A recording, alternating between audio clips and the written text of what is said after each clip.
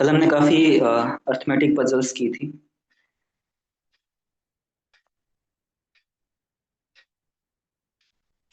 उसके अलावा भी काफी क्वेश्चंस है। आज हम वो सब करते हैं जो बच गए थे हमारे।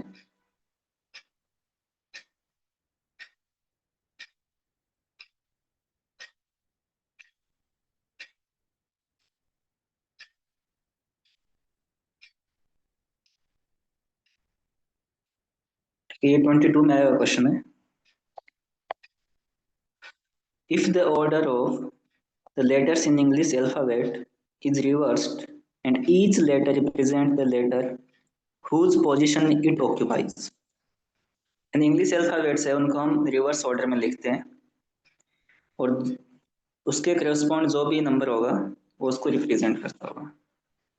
तो आप रिवर्स ऑर्डर में लिखना है हमें।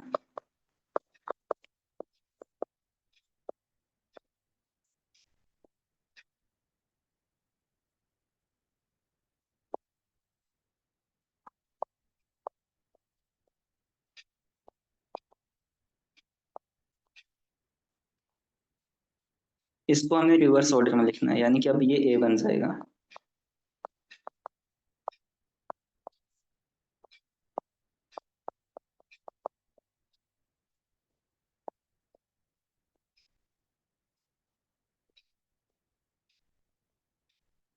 ठीक है। And each letter represent the letter whose position it occupies. अब ए जेड को रिप्रेजेंट करता है, बी वाई को रिप्रेजेंट करता है, so on. Then which one of the following represent Lucknow. ये जो लखनऊ है, लखनऊ को आप कैसे लिखेंगे? तो ठीक है, अब एल को क्या रिप्रेजेंट करता है? एल को ओ रिप्रेजेंट करता है, तो ओ हो जाएगा। यू को एफ करता है, एफ हो जाएगा। ऑप्शन भी देख सकते हैं हम, ये दो कैंसिल हो जाएंगे, ओ एफ। उसके बाद में सी को एक्स रिप्रेजेंट करता है, के को पी रिप्रेजेंट करता है, एन यहाँ तक सेम है, एन को एम करता है, ओ को कौन करता है? एल करता है। देखो ये दोनों ऑप्शंस यहाँ तक सेम चल रहे हैं। लास्ट पे डब्ल्यू को डी रिप्रेजेंट करता है, तो अपना आंसर क्या हो जाएगा? डी हो जाएगा। ठीक है, ये तो इजी क्वेश्चन था। होपफुली सबको समझ में आ गया होगा। ठीक है, आगे बढ़ते हैं।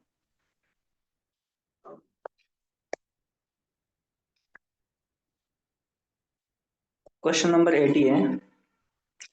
The letters of the word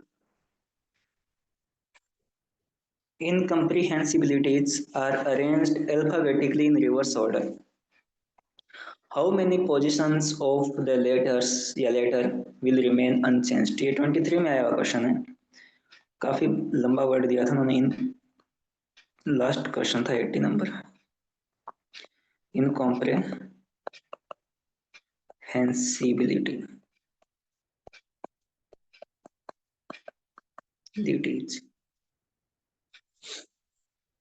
इसको अल्फाबेटिकली इन रिवर्स ऑर्डर में लिखना है। अल्फाबेट्स तो है ही, इनको रिवर्स ऑर्डर में लिखना है, यानी कि इसको जस्ट ऑपोजिट लिखना है। जो हमने पिछला 22 में क्वेश्चन किया था उसमें इंग्लिश के अल्फाबेट्स को उल्टा लिखा था, इसने इस वर्ड के जो अल्फाबेट्स हैं उनको उल्टा लिखना है। तो स्पेलिंग को ध्यान से लिखना है, क्योंकि इसमें आगे क्वेश्चन भी वही पूछा है कि कितनी पोजीशंस है जो अनचेंज्ड रहती है, यानी कि वो सेम लेटर उसी पोजीशन पे आ जाता है। एस ई, यानी यहाँ से स्टार्ट कर रहा हूँ। S E I, T I, L I, B I, S N E, H E. कोई मिस्टेक हो तो आप बताना। M O C N I. ठीक है। अब हमें बताना है कि कितने लेटर से जिनकी पोजीशन चेंज नहीं हुई थी। आप देखो, यहाँ चेंज हुई है, एन की चेंज नहीं हुई, एन की जगह वापस एन ही आ जाता है। और इसके अलावा कोई और लेटर है जिसकी पोजीशन सेम रहती है? नो से बाद सबने चेंज है। ओनली वन है ना? ठीक है, तो आंसर होगा वन। अब इजी क्वेश्चन है बट एग्जाम में प्रेशर होता है, इस सेट ए का ये लास्ट क्वेश्चन भी था, उस टाइम टाइम भी नहीं होता इतना, तो स्पेलिंग में कहीं भी गलती से कुछ एक आध अक्षर छूट गया हो तो गलत हो जाता है। इसलिए पूरे पेपर में जो पहले इजी क्वेश्चंस होते हैं उनको आइडेंटिफाई कर लेना चाहिए, उनको जल्दी कर लेना चाहिए कि यहाँ के 2.5 मार्क्स वो श्योर हो जाए। ठीक है, क्योंकि स्पेलिंग इतनी बड़ी है कि लास्ट के 20 सेकंड में 10 सेकंड में करते हैं तो जल्दबाजी में गलत हो ही जाता है। ठीक है, तो ध्यान से करने वाला क्वेश्चन था, वैसे इजी था। ठीक है, ये पजल हमने कल कर ली थी, ये हमने परसों ही कर लिया था, ये पजल हमने कल कर ली थी। 23 में काफी पजल्स आई थी, ये भी हमने कर ली थी।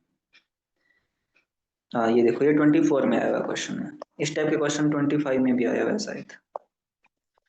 इन a certain code ABCD is written 24, कोई कोड है जिस उस लैंग्वेज में उसने 24 लिख दिया। जब वो अल्फाबेट्स को नंबर से रिप्रेजेंट करते हैं ना, तो अल्फाबेट्स, जो भी अल्फाबेट है हर लेटर का अपना एक न्यूमेरिक वैल्यू होगी, यानी वो उसने उसने हर अल्फाबेट्स को एक न्यूमेरिक वैल्यू असाइन की होगी, तभी ये ABCD मिला के 24 बना होगा। वो हमें आइडेंटिफाई करना होता है। जैसे EFGH को इसने लिखा है 1680, और क्वेश्चन पूछा है कि सेम मैनर में IJKL को कैसे लिखेंगे। तो जब भी वो अल्फाबेट्स को न्यूमेरिक वैल्यू में लिखते हैं तो उसके हर लेटर को कुछ ना कुछ डिजिट असाइन किया होता है। जैसे हम अल्फाबेट्स को सिंपली देखें तो A1 पे आता है, B2 पे आता है, 3 4, EFGH है, 5 6 7 8 पे आएगा, यानी 1 से लेकर 26 तक मैं नंबर असाइन करता हूँ, IJKL। ठीक है, अब देखो कि इन नंबर को कैसे इसने लिखा होगा कि 24 बना होगा। मल्टीप्लाई है सर। ऐड करते हैं तो नहीं होगा, तो मल्टीप्लाई किया ना, 1 इंटू 2 इंटू 3 इंटू 4 कितना होगा 24। इसको भी देखो, 5 इंटू 6 30, 30 इंटू 7 210, 210 इंटू 8 1680, 21 इंटू 8 168 यानी उसने अल्फाबेट्स को जो हम नंबर असाइन करेंगे उनको आपस में मल्टीप्लाई किया है। तो IJKL क्या हो जाएगा 9 इंटू 10 इंटू 11 इंटू 12, क्या होगा ये 90 इंटू 11 इंटू 12, तो 990 इंटू 12, 11,880।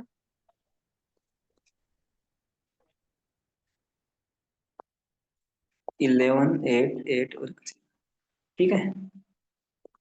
तो ये क्वेश्चन इजी था 24 में, यानी रिसेंट में 1 साल पहले आया हुआ है। तो इस टाइप के क्वेश्चन आते हैं पिछले कुछ सालों से यूपीएससी में, ये कोडिंग डिकोडिंग और पजल वाले क्वेश्चन ज्यादा आने लगे हैं।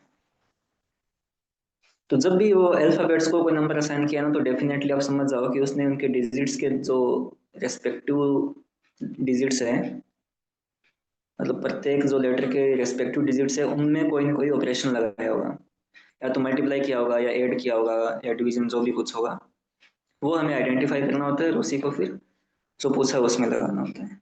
ठीक है, इसमें एक ही ट्रिक है कि अल्फाबेट्स को नंबर से रिलेट करना है। ये 24 वाला हमने कर लिया था, सिंपली रिवर्स लिखा है, एक ए फालतू लगाए।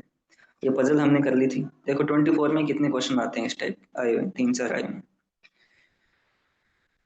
अब ये है, इस टाइप के क्वेश्चन भी पिछले 2 3 सालों से आने लगे।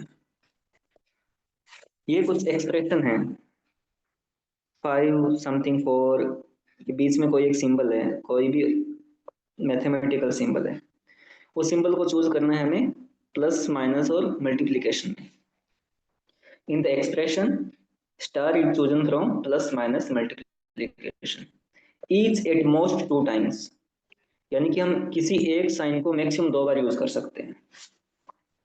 यानी 3 साइन है हमारे पास, प्लस माइनस और मल्टीप्लीकेशन, किसी भी एक साइन को मैक्सिमम 2 बार यूज कर सकते हैं। मैक्सिमम 2 बार मतलब एक बार भी यूज कर सकते हो आप, 0 बार भी यानी यूज नहीं भी कर सकते हो, या तो नो यूज हो सकता है, या 1 टाइम हो सकता है, 2 टाइम हो सकता है, किसी भी एक सिंबल को। What is the smallest non negative value of the expression, smallest मतलब सबसे छोटी वैल्यू क्या बन सकती है अगर मैं इन सिंबल का यूज करूं। नॉन नेगेटिव तो वैसे ऑप्शन में नॉन नेगेटिव वैल्यू है सारी, 0 1 2 3। तो ये मेरे पास क्वेश्चन है 5 स्टार 4। अब स्मॉलेस्ट वैल्यू निकालनी है, तो स्मॉलेस्ट वैल्यू हम कब निकाल सकते हैं, जब हम मैं लार्जर नंबर में यानी जो बड़े डिजिट्स है उनमें माइनस वाला ऑपरेशन लगाऊं, तभी तो मैं आंसर छोटा ला पाऊंगा। अगर मैं इनमें मल्टीप्लिकेशन वाला सिंबल लगा लूंगा तो ये 5 × 4 20 हो जाएगा, फिर तो बढ़ता ही जाएगा। समझे? मतलब स्मॉलेस्ट नंबर कब निकाल पाएंगे, जब मैं लार्ज डिजिट्स है उनमें माइनस वाला ऑपरेशन लगा दूं, तभी तो वो वैल्यू कम होती जाएगी। Yes plus sir. का लगाऊंगा तो होता जाएगा, मल्टीप्लाई करूंगा तो और ज्यादा बढ़ता जाएगा। स्मॉलेस्ट लाना है तो मैं लार्जर नंबर वाले में एक बार माइनस लगा के देखता हूँ, तो एक सिंबल को मैं मैक्सिमम 2 बार यूज कर सकता हूँ। तो ये तीनों बड़े वाले नंबर्स में मैं माइनस यूज कर लेता हूँ। माइनस को 2 बार यूज कर लिया मैंने, एक यहाँ एक यहाँ। अब बच गए, अब ये देखो कितना बनता है, 5 - 4 कितना होता है, 1। 1 - 3 होता है -2। -2, अब यहाँ पे प्लस लगा दो, -2 + 2 0 हो जाएगा। 0 को 1 से गुणा करूंगा तो 0 आ जाएगा। ठीक है, कैसे हुआ? ये देखो 5 -4 -3 -7 हो गया, +2 × 1 2 हो गया, प्लस के कितने 5 और 2 7, और माइनस का -7 यानी 0 आ गया। जब भी हम मैथमेटिकल ऑपरेशंस को सॉल्व करते हैं किसी को, तो सबसे पहले फॉर्मूला आपको कभी सुना होगा आपने बचपन में, बोर्ड मास करके कुछ। सबसे पहले ब्रैकेट को ऑफ करते हैं, फिर डिवीजन वाले को सॉल्व करते हैं, फिर मल्टीप्लिकेशन को, फिर एडिशन या सब्ट्रैक्शन, दोनों में से किसी को। तो अब ये जो सिंबल लगाओ, तो answer smallest non negative value क्या आएगी इस एक्सप्रेशन की? 0 आएगी। ठीक है, हिंट क्या था यहाँ पे, स्मॉलेस्ट वैल्यू निकालनी है तो जो बड़े डिजिट्स है उनमें इन तीनों में से कौन सा लगाओ। हमारे पास डिवीजन का तो स्कोप नहीं था, प्लस लगाऊंगा तो ऐड होगा, मल्टीप्लाई करूंगा तो और ज्यादा वैल्यू बढ़ेगी, तो माइनस लगाऊं ताकि स्मॉल वैल्यू बने। तो बड़े वाले डिजिट्स में मैंने 2 बार माइनस यूज कर लिया। 2 ही बार क्यों किया है? क्योंकि मैं एट मोस्ट 2 टाइम्स एक सिंबल को यूज कर सकता हूँ। और फिर मैंने ये एक्सप्रेशन की वैल्यू -2 बनती है, फिर प्लस का लगाया तो +2 बन गया, तो -2 + 2 0 हो गया, इंटू 1 0 × 1 0 आ गया। तो ये समझ में आया आपको? ये तो इजी क्वेश्चन था, बट ट्रिक ये थी कि स्मॉलेस्ट वैल्यू निकालने के लिए लार्जर नंबर में माइनस वाले ऑपरेशन लगाना। ठीक है, यस सर। ठीक है, आगे बढ़ते हैं।